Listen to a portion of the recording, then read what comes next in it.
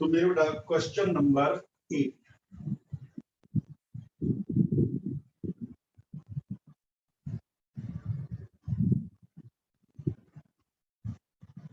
तो question number 8 में ये कह रहे हैं a 4 kilogram body moving with 2 metre per second. एक बॉडी है जिसका मास है 4 केजी और जो जा रही है वेलोसिटी 2 मीटर पर सेकेंड से।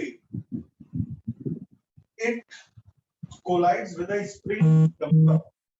ये स्प्रिंग के बम्पर से टकरा जाती है जिसका फोर्स कांस्टेंट या क्या तो स्प्रिंग कांस्टेंट दे रखा है 100 न्यूटन पर मीटर। तो वो पूछ रहे हैं कि ये गोली, देखो बेटा गोली है, बुलेट है, बॉल है, जो भी है, जब वो स्प्रिंग से टकराएगा तो स्प्रिंग को दबाता चला जाएगा, स्प्रिंग को दबाता चला जाएगा। अब क्या होगा? होगा ये कि स्प्रिंग कितना दबेगी, ये क्वेश्चन है। तो बुलेट जब दबा करके रुकेगी उस समय बुलेट की सारी एनर्जी स्प्रिंग में जा चुकी होगी, यानी जितनी बुलेट की एनर्जी थी वो सारी स्प्रिंग की एनर्जी बन जाएगी। तो बुलेट की एनर्जी कितनी थी? Half mv²। और स्प्रिंग की एनर्जी क्या होती है बेटा? Half kx²। ये आप लोग वीडियो में पढ़ चुके हैं। ये जो बुलेट की एनर्जी थी वो स्प्रिंग को मिल जाएगी, यानी हाफ mv² बदल जाएगा हाफ kx² में। k को क्या कहते हैं बेटा? k को कहते हैं फोर्स कांस्टेंट या कहते हैं स्प्रिंग कांस्टेंट। दोनों में से कुछ भी कह दो, हमें फर्क नहीं पड़ता, एक ही मतलब है। फोर्स कांस्टेंट क्योंकि फोर्स के फॉर्मूले में है, और यह स्प्रिंग कांस्टेंट। डन। अब आगे मेरे बेटा हाफ से हाफ हो गया साफ, कट गया। मास, वेलोसिटी और k गिवन है, x निकालना है, x यानी कि कंप्रेशन, कि ये कितना दबेगा। पहले ये बताओ बेटा, समझ में आ गया? रिप्लाई करते रहना, मैं पहले ही कह रहा हूं बेटा, नहीं तो छोड़ के चला जाऊंगा, ऐसे नहीं। बोलो, समझ में आ गया? आ गया समझ में। Yes sir. अगला क्वेश्चन, क्वेश्चन नंबर 9, वो पेंडुलम का न्यूमेरिकल है। मैं तुम्हें पेंडुलम में एक बात बता दूं, यदि एक पेंडुलम की लंबाई है L, मैं पेंडुलम को थीटा एंगल घुमा दूं, ये याद रखने वाली बात है। पेंडुलम को थीटा एंगल घुमा दूं तो उसकी हाइट क्या हो जाती है? वैसे तो ये एक वीडियो में भी आया था, यदि L minus L cos theta. वाह, खुश कर दिया। मुझे लग रहा था कि शायद सीरियसली नहीं पढ़ा हुआ होगा। ऐसी ऐसी बातें ना बेटा नोट करते रहा करो। अब जैसे ये ऑब्जेक्टिव वगैरह क्वेश्चंस हैं, यहाँ पर ये चीजें बहुत काम आएंगी। तो ये हाइट होती है, जिसने ना पढ़ा हो वीडियो दोबारा देख लेना, L minus L cos theta. ये फॉर्मूला है पेंडुलम की हाइट का। तो यदि आप पेंडुलम को थीटा एंगल घुमाते हो तो बॉब की ऊंचाई होती है L minus L cos theta. अब मेरे बेटा इसमें क्वेश्चन में क्या कह रहे हैं, बिल्कुल इसी फॉर्मूले पर है न्यूमेरिकल। एक पेंडुलम है जिसकी लंबाई है 1 मीटर, बॉब का मास 100 ग्राम यानी 0.1 केजी। अब ये कह रहे हैं बेटा बॉब पेंडुलम को 60 डिग्री घुमा दिया, 60 डिग्री घुमा दिया और छोड़ दिया। तो जब वो बॉटम पर आएगा तो उसकी काइनेटिक एनर्जी क्या होगी? भाई पेंडुलम को घुमा दिया, छोड़ दिया, छोड़ोगे तो वो बॉटम पे आएगा, तो बॉटम पर आकर के काइनेटिक एनर्जी क्या होगी? तो जो ऊपर पोटेंशियल एनर्जी थी h ऊंचाई पर, वो पोटेंशियल एनर्जी काइनेटिक एनर्जी में बदल जाएगी। तुम्हें मालूम है energy can neither be created nor be destroyed. Energy can only be transferred from one form to another form. तो यहाँ पर पहले पोटेंशियल एनर्जी थी, जब वो नीचे आएगा तो वो काइनेटिक में बदल गई। तो जितनी पोटेंशियल हुई वो काइनेटिक बन के मिल गई। तो काइनेटिक किसके बराबर है? जो शुरू में पोटेंशियल थी, और शुरू में पोटेंशियल थी mgh, और h की value L minus L cos theta. अब इसमें क्या क्या पता है? M पता है 0.1, G पता है 9.8 या 10, L पता है 1 मीटर, थीटा पता है 60 डिग्री, सब कुछ पता है तो काइनेटिक एनर्जी आ जाएगी। यूनिट जूल लिख देना। अगला question, question number 10। Question number 10 है एक प्रोजेक्टाइल से जुड़ा हुआ। वो कह रही प्रोजेक्टाइल को फायर किया, हाईएस्ट पॉइंट पर काइनेटिक एनर्जी लोएस्ट पॉइंट की काइनेटिक एनर्जी की आधी है, तो बताओ किस एंगल पर फेंका गया था। जैसे जैसे ये ऊपर जाता है तो पोटेंशियल एनर्जी बढ़ती है, काइनेटिक एनर्जी कम होती है। तो वो कह रहे हैं जब ये हाईएस्ट पॉइंट पर पहुंचा तो जो काइनेटिक एनर्जी है यहां पर वो इनिशियल काइनेटिक एनर्जी की आधी है। तो थीटा क्या है? जिस बच्चे ने प्रोजेक्टाइल सीरियसली पढ़ा है, यदि आप u वेलोसिटी से थीटा एंगल पर फेंकते हो तो एक बार पूछ रहा हूं नॉलेज के लिए, क्या कोई बता सकता है कि हाईएस्ट पॉइंट पर कौन सी वेलोसिटी होगी, कितनी होगी? नहीं तो ध्यान से सुनना। जब आप शुरू में फेंकते हो तो हॉरिजॉन्टल कंपोनेंट होता है u cos theta, vertical component होता है u sin theta. Horizontal component कभी नहीं बदलता, यहां भी u cos थीटा, यहां भी u cos थीटा और हाईएस्ट पॉइंट पर भी u cos थीटा। ये बात प्रोजेक्टाइल में बहुत डिटेल में बताई गई है बेटा। हॉरिजॉन्टल कंपोनेंट कभी नहीं बदलता। u cos थीटा पहले था, u cos theta highest point पर है, जबकि वर्टिकल कंपोनेंट पहले होता है u sin थीटा, फिर कुछ कम, फिर और कम और हाईएस्ट पॉइंट पर 0। तो हाईएस्ट पॉइंट पर सिर्फ हॉरिजॉन्टल कंपोनेंट होता है, वर्टिकल नहीं। इसीलिए हाईएस्ट पॉइंट पर वेलोसिटी होती है सिर्फ u cos थीटा। तो कोई तुमसे पूछे कि हाईएस्ट पॉइंट पर वेलोसिटी कितनी है, तो जवाब दोगे u cos theta. Highest point पर कौन सा कंपोनेंट नहीं होता? Vertical component. कौन सा होता है? हॉरिजॉन्टल। तो हाईएस्ट पॉइंट पर वेलोसिटी कितनी है? u cos theta. तो हाईएस्ट पॉइंट पर काइनेटिक एनर्जी कितनी है? हाफ m वेलोसिटी का स्क्वायर यानी u cos थीटा का square. This is the kinetic energy at the highest point. और लोएस्ट पॉइंट पर काइनेटिक एनर्जी कितनी है? हाफ m u स्क्वायर, क्योंकि लोएस्ट पॉइंट पर स्पीड है u। ये हाईएस्ट की एनर्जी लोएस्ट की एनर्जी से आधी है। हाफ m कट गया, u का स्क्वायर कट गया, cos स्क्वायर थीटा रह गया हाफ, cos थीटा हो गया 1/√2 और थीटा हो गया 45 डिग्री। मेरे बेटा यदि आप ये ऑब्जेक्टिव क्वेश्चंस में ना कराता तो इस तरह के क्वेश्चन कभी आप अटेम्प्ट आसानी से नहीं कर पाते। इसलिए हर चीज का बेनिफिट है। मैं कल भी यही कह रहा था कि क्योंकि आप वीडियो और लाइव दोनों से पढ़ रहे हो तो आप बाकी सबसे दुगना पढ़ रहे हो। दोबारा बताओ, मुझे बताओ हाईएस्ट पॉइंट पे वेलोसिटी क्या है? बोल दो एक बार सारे। u cos theta. u cos theta. ठीक, अगला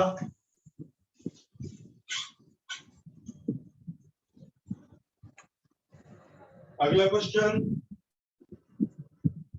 11।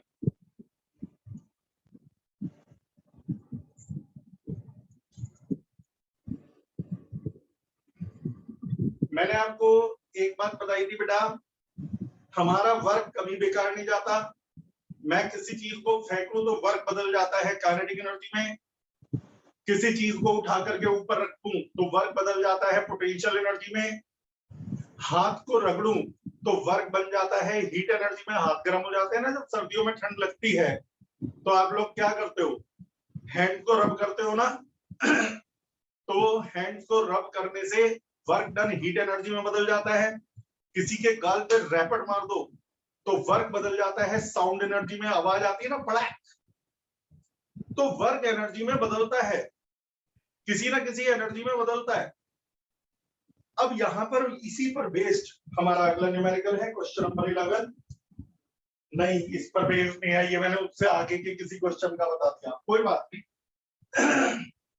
ये कह रहे हैं 11, यदि फोर्स इनवर्सली प्रोपोर्शनल है स्पीड के, तो काइनेटिक एनर्जी किसके प्रोपोर्शनल है? यदि फोर्स स्पीड के इनवर्सली प्रोपोर्शनल है तो काइनेटिक एनर्जी किसके प्रोपोर्शनल है? तो मेरे बेटा यदि फोर्स स्पीड के इनवर्सली प्रोपोर्शनल है तो force is equal to constant upon speed, ये प्रोपोर्शनलिटी कांस्टेंट है। अब इसे चाहे k कह दो, चाहे c कह दो, चाहे कुछ भी कह दो, मैंने पूरा कांस्टेंट ही लिख दिया, चल k लिख देता हूं constant. Cross multiply Fv is equal to k, force into velocity होता है power, is equal to k। कल आया था ना numerical, force into velocity power, power होता है work upon time, is equal to k, तो work is equal to kT।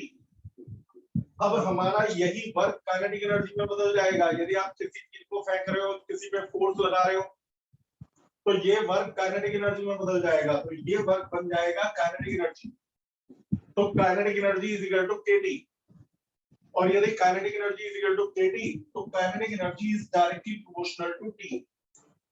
यानी यदि फोर्स वेलोसिटी के इनवर्सली प्रोपोर्शनल है तो काइनेटिक एनर्जी टाइम के डायरेक्टली प्रोपोर्शनल है। Kinetic energy is directly proportional to time. Okay, अगला question, question number 12। Question number 12 में यदि किसी की काइनेटिक एनर्जी है E, तो मोमेंटम क्या है? तो जवाब है मोमेंटम है √2mE। अब आप कहोगे ये कैसे आया? कल मैंने बताया था काइनेटिक एनर्जी होती है p²/2m, कई न्यूमेरिकल्स में यूज हुआ, तो p²/2m is equal to E। और यदि बेटा p²/2m is equal to E, तो p² is equal to 2 May 2me, और p किसके बराबर हो गया? √2me। आंसर 13 न्यूमेरिकल में time taken by engine, time निकालो जितने टाइम में 10 किलोवाट पावर का इंजन, 10 किलोवाट यानी 10,000 वाट का इंजन 200 किलो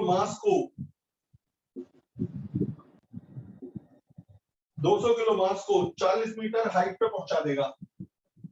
मैं हमेशा कहता हूं पहले क्वेश्चन समझा करो फिर आंसर करा करो। एक इंजन अब चाहे पानी को या किसी भी चीज को ऊपर उठा रहा है, तो वो कह रहे हैं कि यदि इंजन की पावर है 10 किलोवाट, तो वो 200 kg मास को 40 मीटर हाइट तक कितने टाइम में ले जाएगा? तो पावर का फॉर्मूला है वर्क अपॉन टाइम, और क्योंकि चीजों को उठा रहा है तो वर्क की जगह रख दोगे mgh। यदि ये चीजों को फेंक रहा होता तो वर्क की जगह लिख देते काइनेटिक एनर्जी ½ mv²। अब ये उठा रहा है, पोटेंशियल एनर्जी बढ़ा है, तो वर्क की जगह लिख दोगे बेटा mgh। अब मेरे बेटा इसमें इस फॉर्मूले में 4 चीजें पता है, एक छोड़ के, टाइम छोड़ के बाकी सब गिवन है। पावर, मास, हाइट और जी तो सदाबहार वैल्यू आपको मालूम है। तो जब सारी वैल्यू मालूम है तो आप लोग इसे सॉल्व करके टाइम निकाल लेंगे। अगला क्वेश्चन 14 है, एक कार v0 स्पीड से जा रही थी, कोएफिशिएंट ऑफ फ्रिक्शन है म्यू, तो बताओ कितनी डिस्टेंस चल के कार रुकेगी? एक कार v0 स्पीड से जा रही थी, फ्रिक्शन ने उसे रोक दिया, यदि कोएफिशिएंट ऑफ फ्रिक्शन है म्यू, तो कितनी डिस्टेंस चल के ये रुकेगी, यानी फाइनल वेलोसिटी 0 हो जाएगी। इसका एक तरीका तो वो है जो आपने लॉज ऑफ मोशन वगैरह में पढ़ा है, अब लेकिन ये चैप्टर वर्क एनर्जी पावर का है, तो जब यदि कोई चीज वर्क एनर्जी के प्रिंसिपल से हो सकती है तो हम उसी से ही सॉल्व करेंगे। वर्क होता है चेंज इन काइनेटिक एनर्जी, यानी final kinetic energy minus initial kinetic energy. Final kinetic energy है 0, इनिशियल काइनेटिक एनर्जी थी half m v not square. Work होता है फोर्स इनटू डिस्प्लेसमेंट, लेकिन कौन सा फोर्स इसे रोक रहा है? तो जवाब है फ्रिक्शन। तो फ्रिक्शन भी तो फोर्स ही है, रोकने वाला फोर्स, लेकिन ये निगेटिव वर्क होगा क्योंकि फ्रिक्शन स्लो कर रहा है चीजों को। ये मेरा पुराना बताया हुआ फंडा है बेटा, जो फोर्स स्पीड को बढ़ाए उसका वर्क पॉजिटिव, और जो स्पीड को कम करे उसका वर्क नेगेटिव। फ्रिक्शन कितना होता है? तो जवाब है म्यू एम जी। ये तो आप जानते हो, नीचे की तरफ एम जी, ऊपर की तरफ आर, तो R is equal to M G, और फ्रिक्शन होता है म्यू आर यानी mu M G into S. जहां पर समझ में ना आए वहीं पर बोल देना। पहले एक बार देख लो, work change in kinetic energy, final kinetic minus initial kinetic, finally तो रुक गया तो 0, इनिशियली v नॉट स्पीड थी तो half m v not square. Work का फॉर्मूला फोर्स इनटू डिस्प्लेसमेंट, लेकिन यहां पर रोकने वाला फोर्स है फ्रिक्शन, तो फ्रिक्शन इनटू s। माइनस क्यों लगाया? क्योंकि ये रोक रहा है, तो माइनस से तो 0 तो लिखने की जरूरत नहीं, माइनस से माइनस कट गया, तो s is equal to m v not square upon 2 mu g. यही आंसर है, यही आंसर। समझ में आ गया होगा, सिंपल। अगला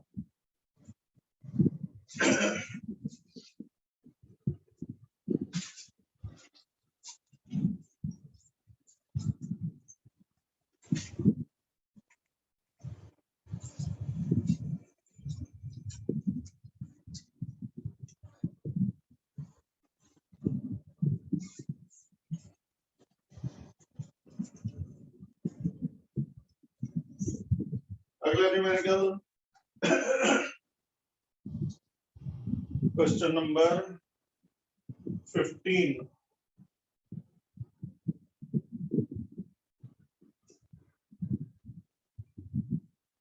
मेरे बेटा क्वेश्चन नंबर 15 में वो कह रहे हैं यदि x है डिस्प्लेसमेंट और t है टाइम,